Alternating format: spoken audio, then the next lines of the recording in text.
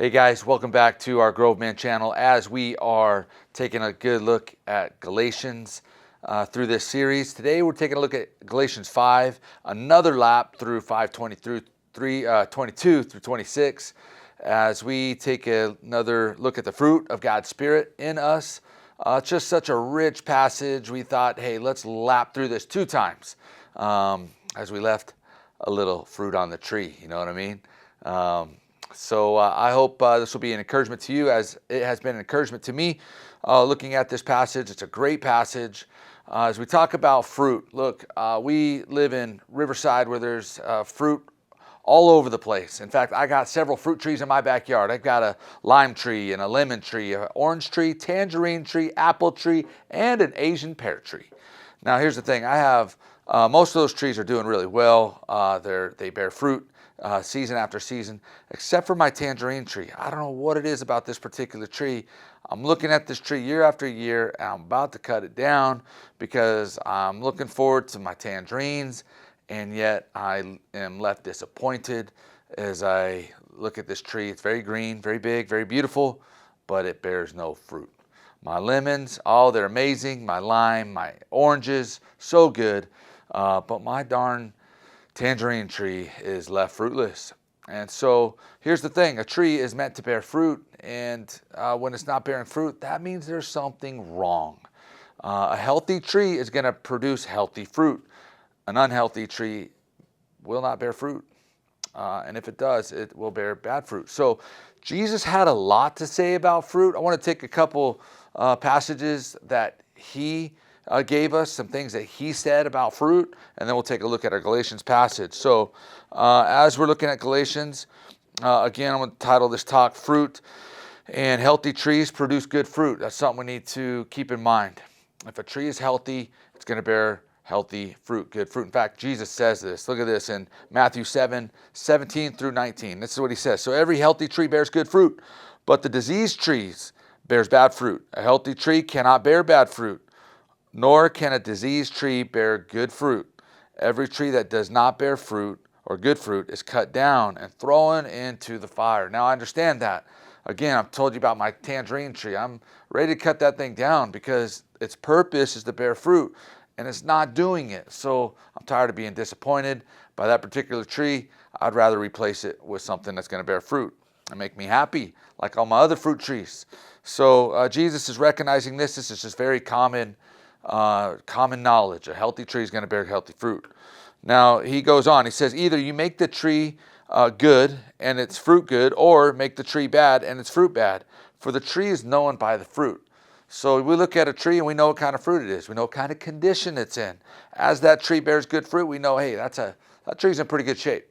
As that tree bears bad fruit or no fruit, you're left wondering, man, what's going on with this tree? Something's wrong. Something's not working. Something's off. And so when it comes to you and I, God is glorified when we bear good fruit. This is just the way God created us, and as Jesus is using this imagery of fruit trees and this idea of a tree bearing fruit, he wants us to consider our lives, your life, my life, and think about what's being produced from our life. And God is glorified. God is pleased when our life is bearing good fruit. So there's a comparison. In fact, Jesus says it like this. By this, my Father is glorified, straight out of his mouth, his words, that you bear much fruit, and so prove to be my disciples. And so as our lives are fruitful, bearing good fruit, that is, there's produce coming from our lives that just display our commitment and our love for Jesus, so that as we produced these fruits in our life, it's like God is saying, yeah, that's right, that's my boy. Look at this guy just producing this good stuff. And that's because of our attachment to him, our trust in him, our commitment to him, our abiding in him. So it is God's will for us to bear fruit. So now with that said, let's take a look at our passage, Galatians 5. We're looking at verse 22. And I want us to see right here, the fruit of the Spirit reflects the character of Christ. These fruits that we're going to look at in this passage, I want to look at them one at a time. There's 9 of them. And these fruits display the character of Christ. These are all characteristics found in Jesus to help us bear fruit in our relationship to God, our relationship with other people, and our relationship even within ourselves. So each one of these 9 fruits, although as we talked about last week, these are not exhaustive. There's more fruit we could bear. But in regard to these 9 fruits, these fruits can be categorized in regard to our relationship with God, others, and to ourselves. And specifically, these are all fruits that Christ bore in his life. And so these are all good fruits. These are things that would be great for us to produce in our lives. Let's take a look at them. We're looking at Galatians 5:22. All right. It says here, 5:22, that the fruit of the Spirit is love, joy, peace, patience, kindness, goodness, faithfulness, gentleness, self-control. Against such things there's no law. Here's what I want to do. I just want to break each one of these down a little bit, okay? Not in great depth and detail, but just a little bit. We're going to survey each one of these. So love, first and foremost. That's the first fruit on the roster. Love is it is the way we define the Christian life. I mean, we were once people who were selfish, but when we are changed by the love of God, God is love, we are changed by his love. God so loved the world that he gave his only son. Whoever believes in him will not perish but have eternal life. As we've experienced God's love, well, that love begins to change us and define us. In fact, Jesus says in John 13 that the world will know that you are my disciples by the way you love one another. The first and greatest commandment, as we think about what is the most important thing for us to do as God's people, God tells us is to love God with all our heart, soul, mind, and strength, to love people as to love our neighbor as ourselves. So love is a big deal, and the Spirit of God is going to help us produce love. And love basically is this: it's looking after the welfare of another without any regard for ourselves. It's selflessly caring for other people, wanting the best for other people, serving the welfare of others, regardless of what it may mean for ourselves. So it's not selfish, it's selfless investment into the welfare of other people. Love. It's the greatest virtue. Now, the second one, let's take a look at joy. Joy has to do with delighting, what we delight in, what do we take pleasure in. The opposite is despair or depressed. God wants us to be a people who are joyful. Jesus says that he has come to give life and give it to its fullest, that his joy may be in us. He wants us to experience joy. Again, joy is a delight. It's an experience of great pleasure, and we find that in relationship with God. And there's a product of that. The produce of that is joy. Peace. Peace has to do with this confidence we have in the Lord. It's a confidence as we rest in his control, as we rest in his sovereignty, as we rest in our relationship with him.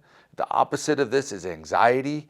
To be anxious or worried means that our heart is not at peace. But when we are at peace, that means the conflict, we're without conflict with God. We're at peace with him. And even though there may be conflicts we're facing, we can be at peace as we rest in the sovereignty of God and his control over things. So love, joy, peace. Now, these are all things specifically we get from God. God gives us love. God gives us joy. God gives us peace. And these are things, as he gives them to us, we reflect them back to him. We love him. We draw our joy from him. The joy of the Lord is our strength. Peace of God sustains our hearts. So these are things specifically in relationship to God that he gives, that we, in relationship back to him, enjoy. These are things that he gives for our pleasure.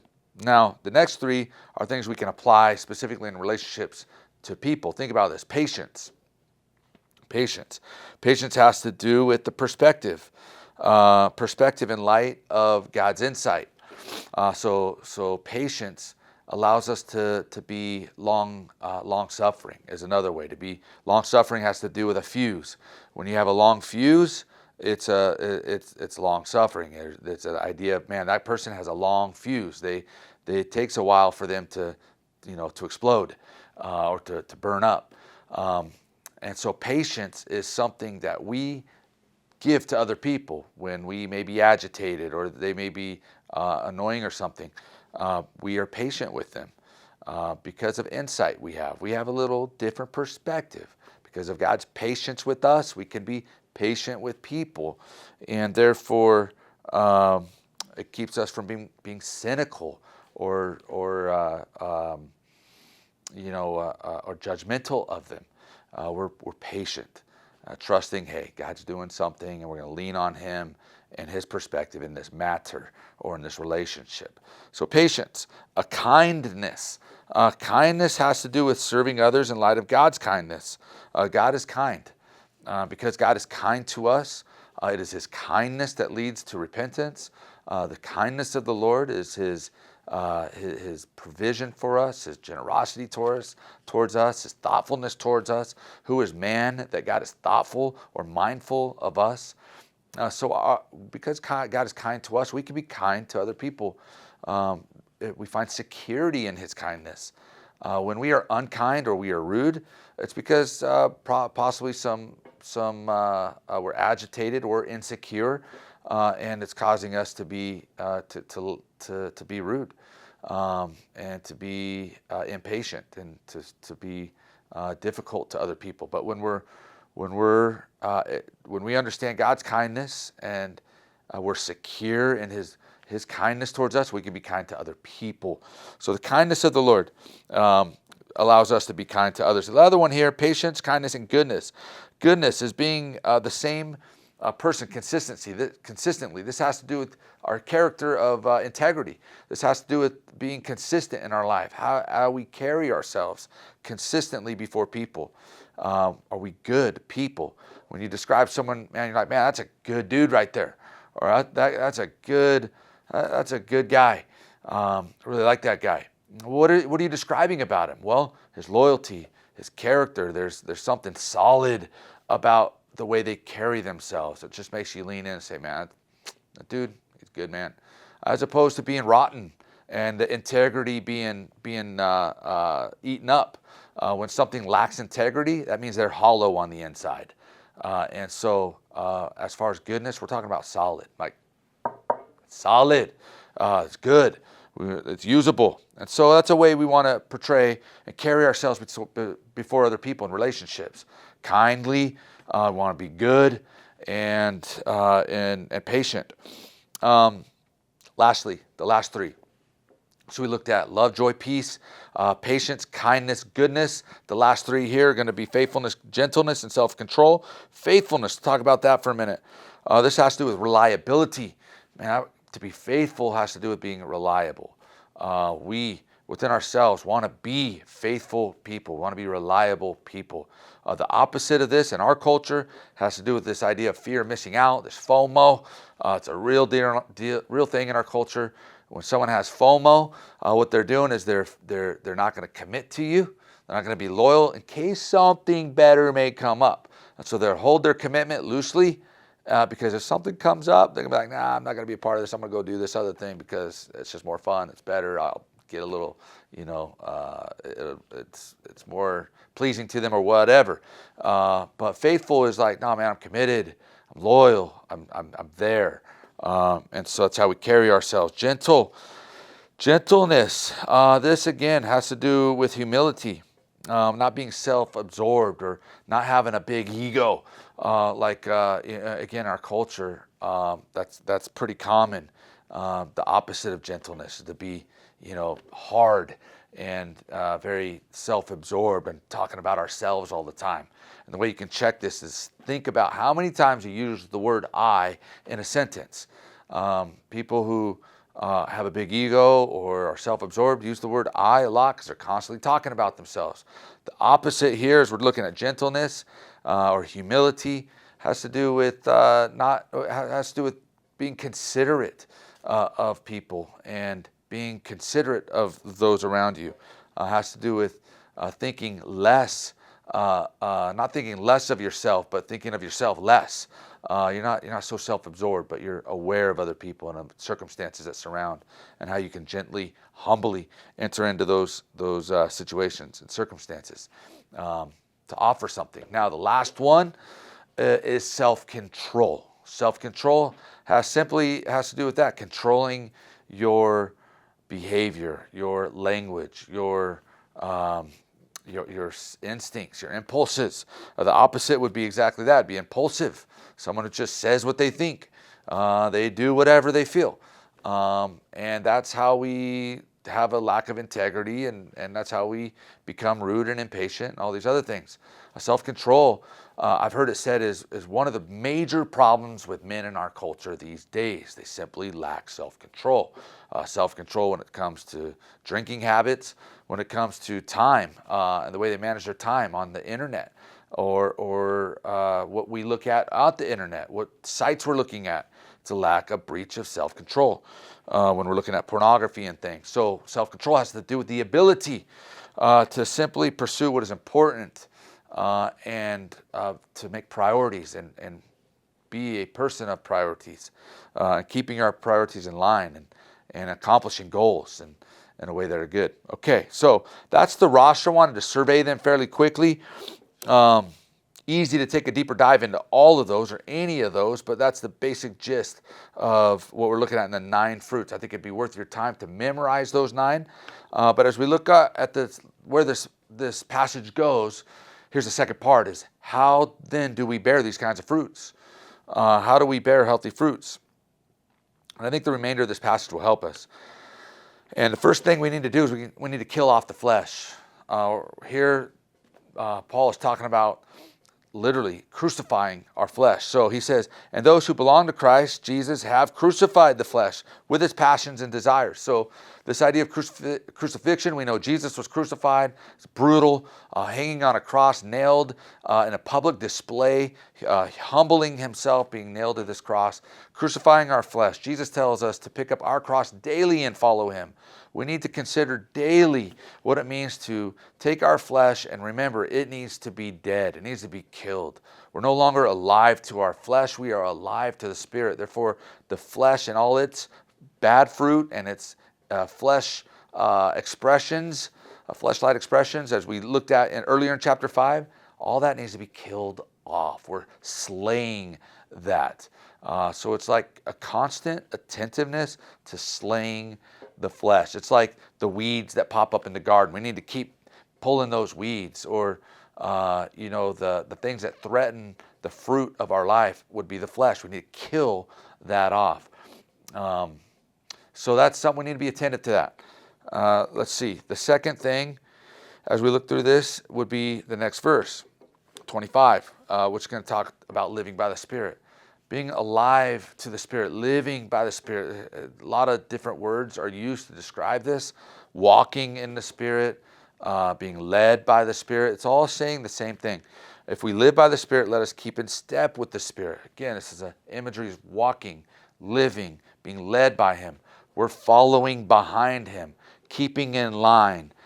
So the Spirit is our path. He's trailblazing, and we're right behind him on his heels. So he leads the way and we follow in regard to our patterns of life, our disciplines of life, our priorities of life, our relationships in life, things we listen to, things we watch. The Spirit of God, I don't know about you. The Spirit of God talks to me about this stuff, about the things I watch, the things people I spend time with, people I don't spend time with. We need to listen and be attentive to the way the Spirit of God may be navigating us on a daily basis.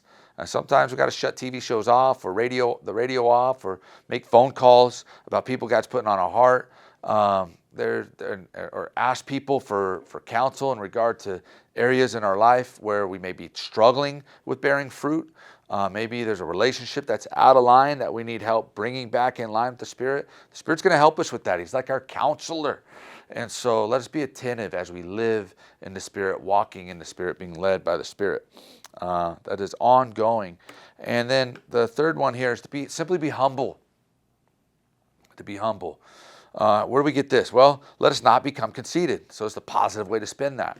To be conceited means to be puffed up and to become egotistical, to let that ego flare up and become real selfish and conceited.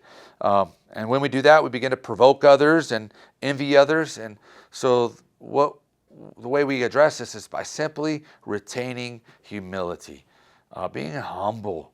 The Spirit of God is going to keep us humble. God says that He exalts the humble and then He humbles the prideful.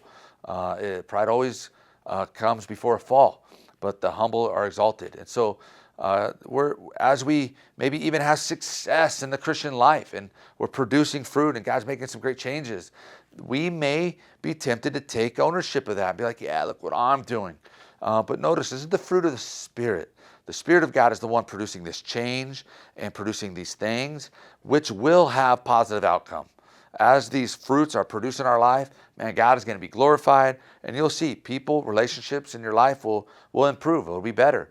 And you will be in a place mentally, emotionally, spiritually, where you are more satisfied as you enjoy the fruit that God produces in your life. Now, we may be tempted to pat ourselves on the back and be like, man, yeah, I'm doing so good. Well, the warning here is to stay humble. Don't let success in the Christian life cause you to become conceited and causing you to see yourself as bigger than other people in your life. That's just not the way it works. Rather, let us be humble and continue to love the people around us and serve them. And with that in mind, the big idea here, let us continue to bear fruit for the glory of God.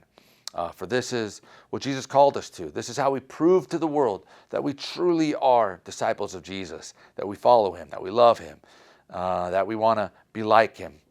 We would bear much fruit. And as we do, that's glorifying to God. That's what makes God smile. That's what makes God pleased. So our prayer for you, my friends, is that as we pursue God, as we follow in His Spirit, may we continue to bear fruit, much fruit, for His glory and His pleasure.